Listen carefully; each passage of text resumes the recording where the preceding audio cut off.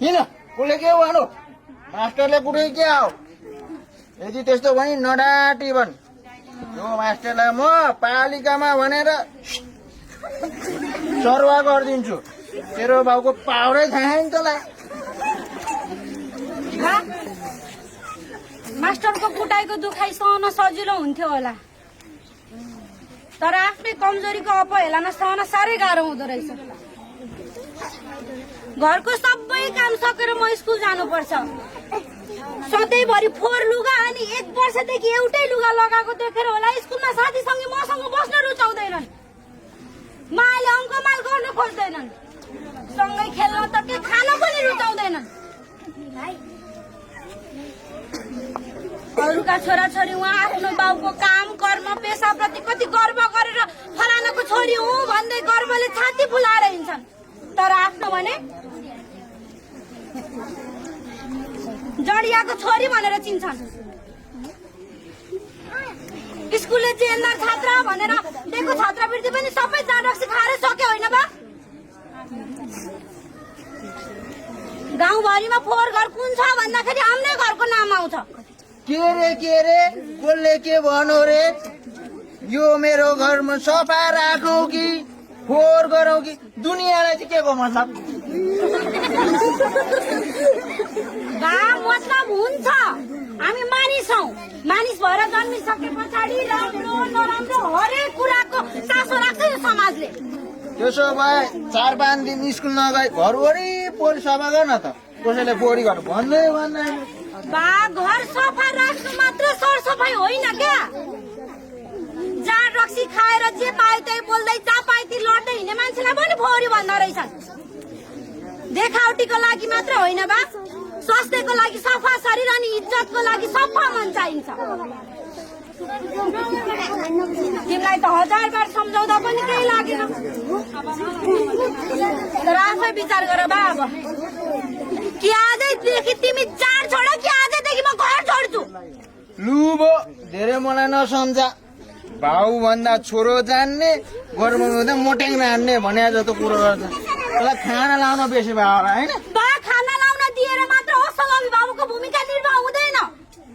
असल संस्कार पनि सिकाउन सक्नुपर्छ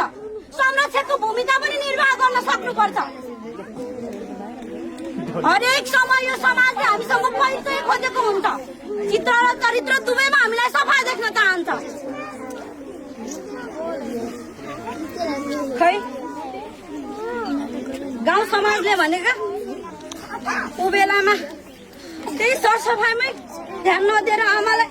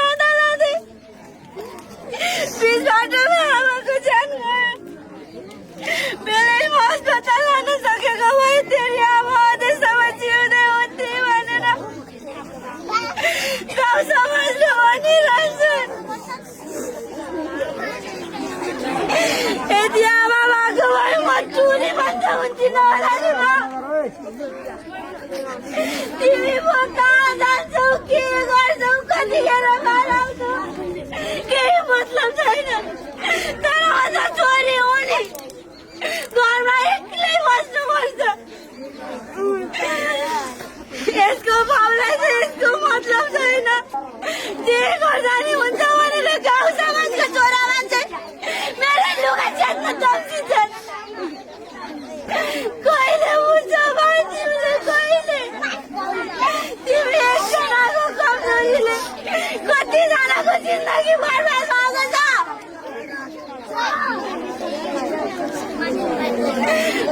तिमी जस्तो बा हुनु भनेर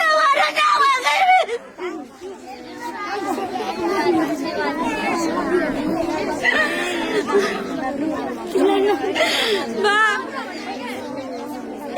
तिमी साँच्चै बाँची कहिले हुन्छ जन्म दिएर मात्र बा भइँदैन नि मलाई बा हो भनेर हजुर गरौँ न बा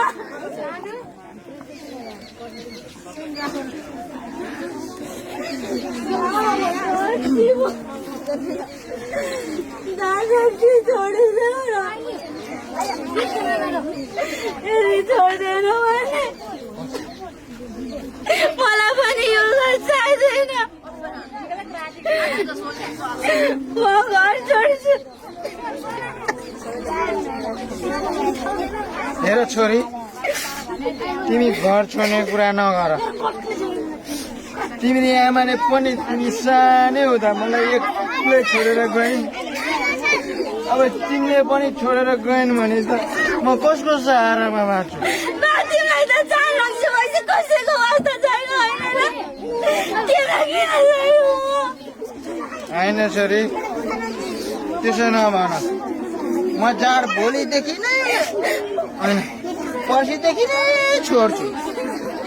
तर तिमी घर छोड्ने कुरा नगर न ल तिमीले भोलि भोलि भोलि भन्ने बाना भनेको कति वर्ष भयो थाहा छ तिमीलाई त मभन्दा त्यही जाँड नै प्यारो छ तर त्यही कारणले म कसरी बाँचिरहेको छु भनेर मेरो ठाउँमा पनि बसेर सोचिदेऊ न राम्रो काम गर्न सक्यो भने गाउँ समाजमा परिवारको राम्रो छाप बस्छ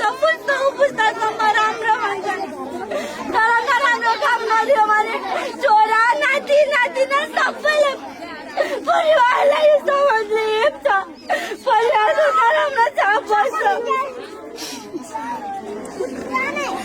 समय अझै छ बा सुध्र न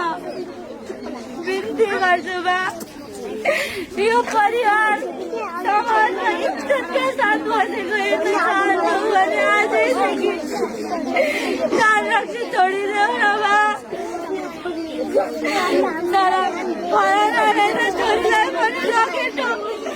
आऊ भने बिजाउले मारो भन्ने चाहन्छु भने रक्सीले गाउँ रक्सी आउन विचार गर हो छोरी यी सबै कुरा मैले मनभित्रैबाट पछुतो भएको छ यो सबै कारण मै हो यो सब हुनुको कारण पनि मै हो तिमी यति धेरै बुझ्ने भइसकेछौ कि मैले आजसम्म हेर्कै राखिनँ जाँडलाई नै जिन्दगी ठानियो तिम्रो आमाले पनि घर चौतारा सफा गर्नुपर्छ भन्थे घर चौतारा मात्र नभएर समाज पनि सफा गर्नुपर्छ भन्थे म भने जाँड खाएर आएर चौतारा सफा गर्ने बाना नगर भन्दै कुट्थेँ तिम्रो आमाले रोपेको चौतारीमा रोपेको त्यो रुख पनि 10औं वर्ष भइसकेछ त्यो रुखले बरु अहिले शीतल छारी दिन सक्ने भइसकेछ म भने अहिलेसम्म बाँचेर कसैलाई केही दिन सकेर हिँड्दैछु मलाई माफ गरिदेऊ छोरी म आजैबाट जाँड छोड्छु माफ गरिदेऊ ल साँच्ची छोरी म अब सबै गाउँतिर डुलेर भाइ बहिनीहरूलाई नुहाउनु पर्छ सरसफाइ हुनुपर्छ भन्दै गाउँभरि डुल्दै हिँड्नु त भाइ बहिनीहरू होइन बा पहिला तपाईँ चाहिँ कुरुक्क नहुनु तपाईँले ननको कति भयो भन्नु त मैले त पोहोर त नुहाएको अहिले त 1 वर्ष नि भयो भोलि त त्यही पनि नुहाइहाल्छु भोलि होइन आज अहिले नै नहुने म पानी लिएर आउँछु तयार भएर बस्नुहोस् है बा अहिले त चिसो छ आफू बुढो खोला त नुहाऊ अहिले त नुहाऊ भाइ बहिनीहरू अलि पर बस्दा हाम्रो बुवाले नुहाउन लाग्नु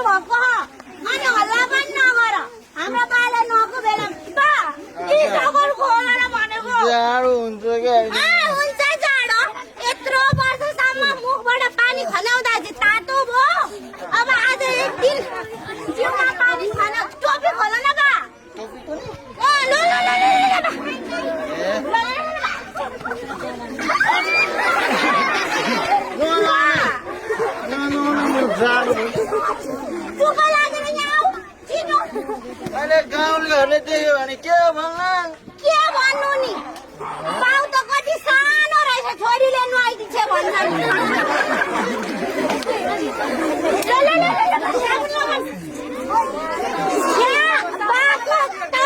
कति कालो हेरेर त बामु कालो भएको होइन त्यो घामले डढे आउँथ्यो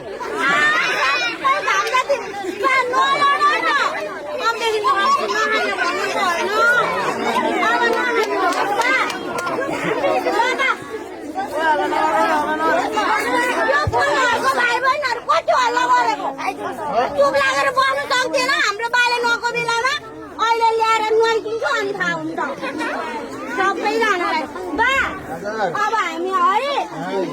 नुहाइसकेर बाले नुहाइसम्म अनि अस्पताल जाने बालाई के भएको छ जताउने अनि केही भएको रहेछ भने उपचार गर्ने रहेनछ भने चाहिँ खुइ घर आउने एकछिन नभा अब एकछिन हो क्या